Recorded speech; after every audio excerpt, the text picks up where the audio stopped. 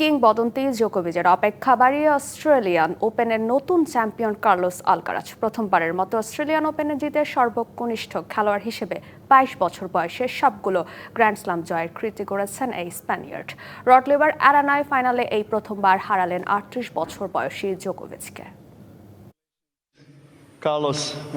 এবারও ২৫ ছোঁয়া হলো না নোভাক জকোভিচের। সার্বিয়ান মহাতারকা পারলেন না সবাইকে ছাড়িয়ে যেতে। মার্গারেট কোর্টকে ছাড়িয়ে নারী পুরুষ মিলিয়ে গ্র্যান্ড স্ল্যাম জয়ে সর্বকালের সেরা হতে অপেক্ষা বাড়ল সার্বিয়ান এই মহারথী। জকোভিচের এই দীর্ঘশ্বাসের কারণ ২২ বছর বয়সী কার্লোস আলকারাজ। মহাকাব্যিক দুই সেমিফাইনাল জিতে ফাইনালে পা রেখেছিলেন আলকারাজ ও জকোভিচ। তবে অস্ট্রেলিয়ান ওপেনের ফাইনাল পারেনি প্রত্যাশা মেটাতে। দাপুটে গ্র্যান্ড স্ল্যাম জিতে ক্যারিয়ার গ্র্যান্ড স্ল্যাম পূরণ করেছেন আলকারাজ।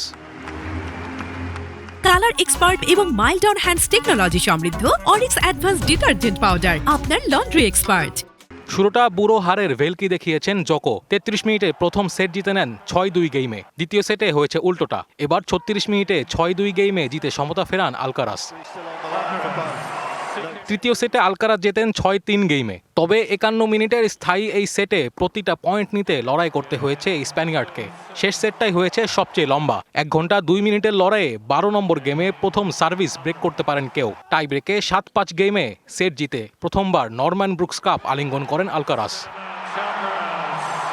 আর টানা ১০ বার ফাইনাল খেলে অস্ট্রেলিয়ান ওপেন জেতা জকোভিচ এবার পেলেন এই টুর্নামেন্টে ফাইনাল হারের স্বাদও।